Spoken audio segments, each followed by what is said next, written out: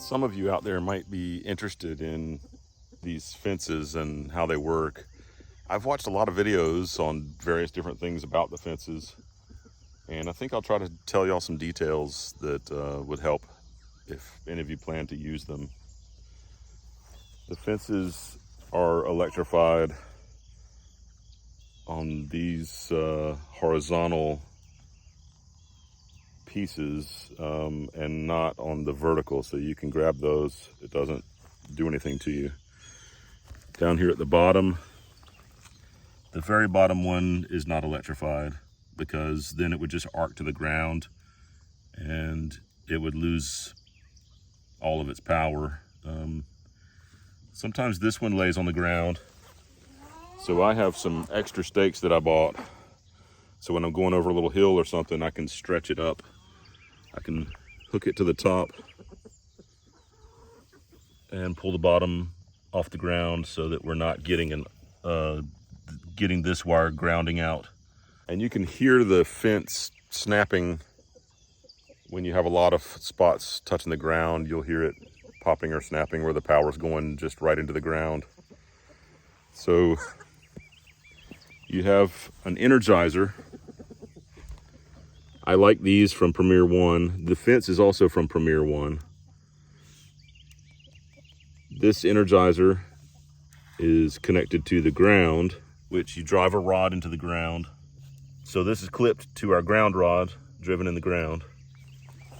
I created this little stand to hang our energizer from. And then the power to the energizer, you can plug it into an outlet, or like we like to do, you can plug it into a battery. Or you can buy energizers that have a very small battery and use solar. So it's got a little solar panel on it, and it faces the sun and charges up all day long, so that it can handle going through the night with that battery power. I like the batteries. I like using a deep cycle battery. That's my favorite way to do it right now. We do have one solar that's a different brand that works fine, especially for chickens. The sheep need a stronger powered energizer. The fences like to droop a little bit, so we stake out the corners and pull the corners outward, which helps it tighten up the fence and set it up really nicely. You can clip the fence anywhere where there's a wire to energize it. We normally like to put it next to the opening where you can get a better grip on, instead of just clipping straight to a wire, but this works. And when you need to go in, I just put it somewhere that's not electrified, that's not conductive, and now the fence is off and we can go in and out. A lot of times I like setting it up at the entrance where the two ends come together, and we can just clip it to this metal right here, and that gets a really good connection. These two metal clips, it's hard to undo them with one hand, but they just help us to secure the fence and tie it up and close it. And then once you get them all wrapped all the way around, you clip these clips together, and then you have a nice connected circuit all the way around. You can turn on the fence. It doesn't have to be connected all the way around. You can have a U-shaped fence that does not come together on the end, and it'll still be energized. So like if you put a gate, if you had a gate in between these two openings that is non-conductive, it would be fine. The whole fence would still be energized and electrified.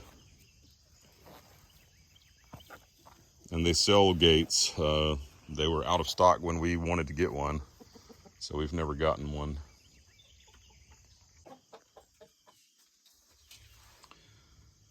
We're in here looking at all the laying hens. Not much vacancy. If anybody else needs to lay an egg, there's only 2 spots left. This little tiny chicken likes to stay in here all the time, and it's a good protective hiding place. Sometimes we'll see 2 chickens try to push their way into the same box.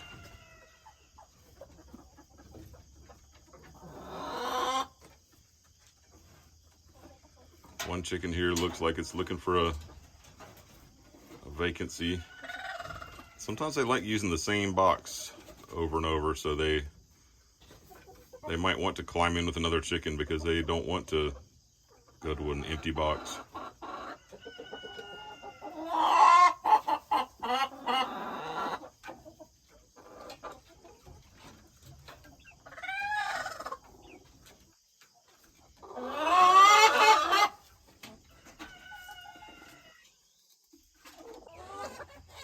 You want to buy a fence that has smaller spaces in it for chickens, whereas sheep, they can have these large openings where they're not coming through that. Even small chickens can go through those little small holes when you first put them in, when they're still just large chicks. So one thing I don't see when I'm looking at homesteaders making videos about these fences, I don't see them with their lawnmower out there. And first thing we got to do is mow the grass down where the fence is going to be so that it doesn't touch the ground so easily. You can see if my grass is really short, I'm good. But if this fence was going right through the middle of that grass, it'd be grounding out. Here's an example of the electrified wire almost touching the ground. I buy the fences that have 2 prongs or 2 stakes at the bottom, and I like for them to face outside the fence instead of facing inside. To keep it that way every time, I will take up the fence going clockwise, and I will put the fence back down counterclockwise, and that keeps it neatly arranged for me. So my next fence is going to go around here, but when I set up a fence, I go clockwise, counterclockwise. So I'm actually going to start at the entrance of the previous fence to make it easy for the sheep to go through. I'm going to bring this fence this way and then go out that way. So the grass is too tall right here, so I need to make an area where both fences can be here at first. So I'm about to mow that.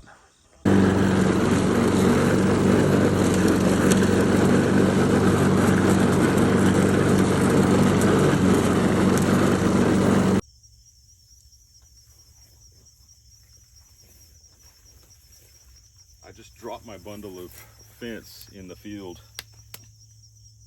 Something bit me. Just drop it in the field, all neatly. Hope that wasn't a spider. Now I see a wolf spider. Already neatly folded. I just find the first one. It's the one that has that long braid going down the end of it. And I lay it out where I want it. Just flat on the ground.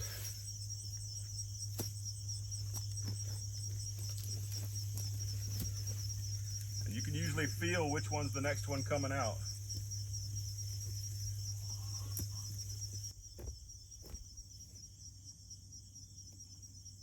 Then I start setting them up. I just went down to the corner and I'm going to go ahead and start setting them up. I angle this one outward a little. Maybe it kind of helps hold it tight a little bit. And then I use my foot to tighten the bottom. The bottom is the most important to make sure it's tight.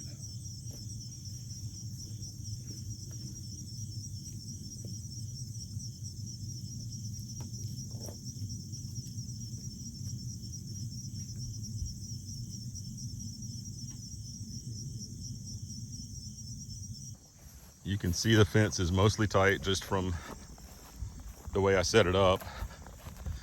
Down here at the end is a little bit loose.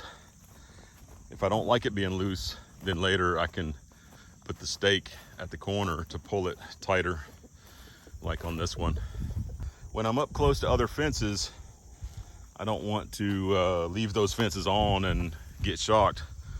If you're holding on to one fence and get shocked by another one, the shock is worse because you seem to be more grounded.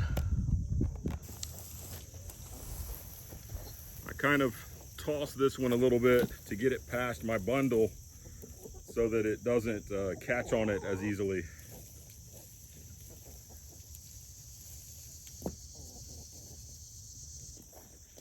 Then I go ahead and set up this side.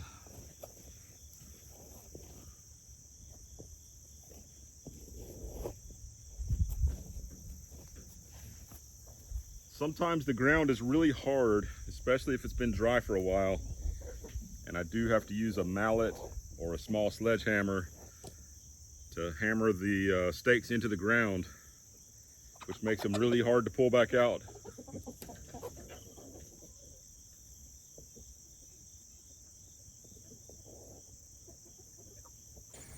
So as I get to the last stake, that helps me know where I'm gonna mow next. I like to put it at a little bit of an angle here so that the other stake can also be at an angle right up against it when I start the next one. So now I know I want to mow across here.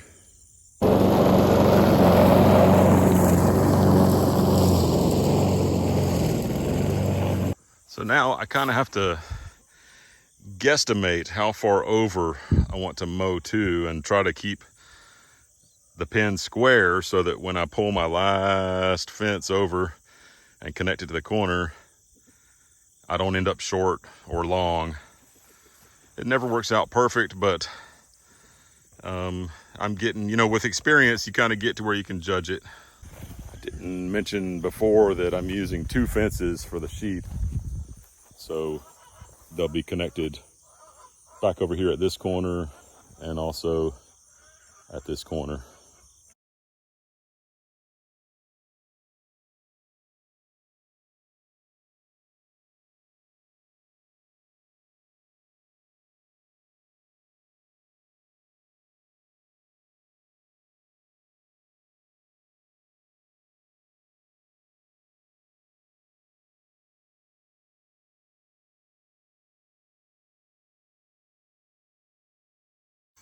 I've shown this before. They know exactly what's going on. They're right there at the exit trying to push me along and tell me I'm a little bit too slow. Whoop. You probably saw on the stop motion that things didn't go smoothly. You might have seen that. This corner back here, I kind of pulled it in a little bit to make sure that I match up over here. So obviously here at the end, I can just scoot this over a little bit. I can scoot it way over to here if it's coming up that far short. So there's some flexibility. Let's go ahead and let the sheep in. Are y'all ready? This is Favia.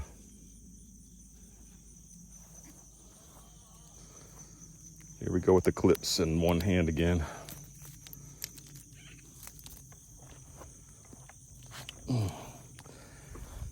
I stand in the gap to keep them from trying to come this way.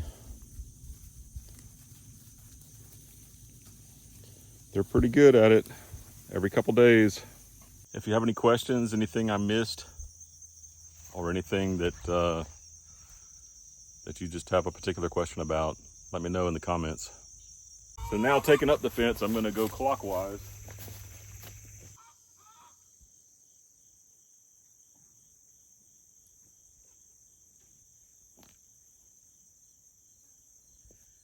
So I'm letting the fence fold up on its own as I go to the next stake. I might arrange it a little bit, of course. And then I'm trying to put the prongs right beside each other to my left. For me, that works best when I go around this way. I can just drop everything and stake it right back out again with the same bundle.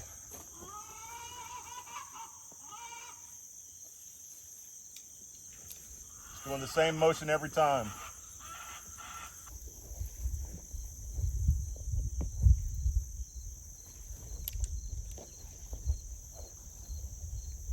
Sometimes I'll kick the bottom just a little bit to kind of loosen it up, make it easier to pull it out.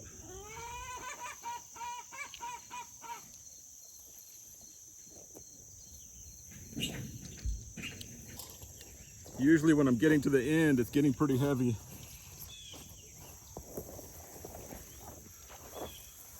So now you see, I just brought them all together one at a time like this. I'll just lay them on the ground, not on a fire ant pile. And it's ready for next time. It's already neatly arranged. All I have to do is just reach right here and grab it, pick it up and take it where I want to go. Actually, I'm going to go ahead and do that. Oh, I missed one, but it just folds right back into the rest of them. We'll carry it down to this next pasture. So here's where my entrance is this time. I took it away from the corner and put it one over to make the fence fit the field better. I'm just gonna drop my, I see a bunch of fire ant piles, so I'm gonna drop it where it's close to the corner. And in a couple of days, I'll pick it up and go from that entrance all the way around. And then when I open it, it takes the sheep right into the next pen. When you buy the fence, it comes wrapped up in these black strings. And I just take the string and tie it so it's a loop. And then if you know how to tie this lark's head, it's just a knot where you just pull your loop through the fence and you put the other end through the loop. And it just holds around the post. So it's a very, very simple knot. And each of these stakes has a little groove in the top that you can just hook your string onto. I'm glad the weather's been a little bit cooler because I'm drenched in sweat just working in this weather. I took the tractor and I drilled these holes. Oh, am I pointing in the right direction? These holes. We're trying to get the electrical over to the barn. So I've been using those holes to dig a trench and get our wires. Where are my wires? Oh, I already showed them. Out there to the barn.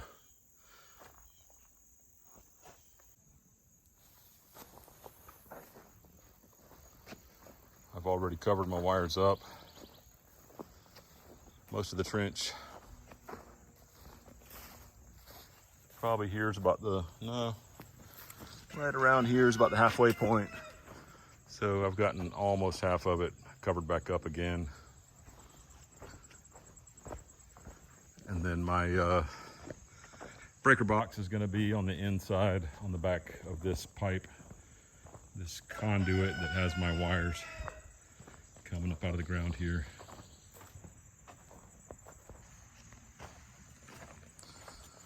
I've already pounded my ground wire in.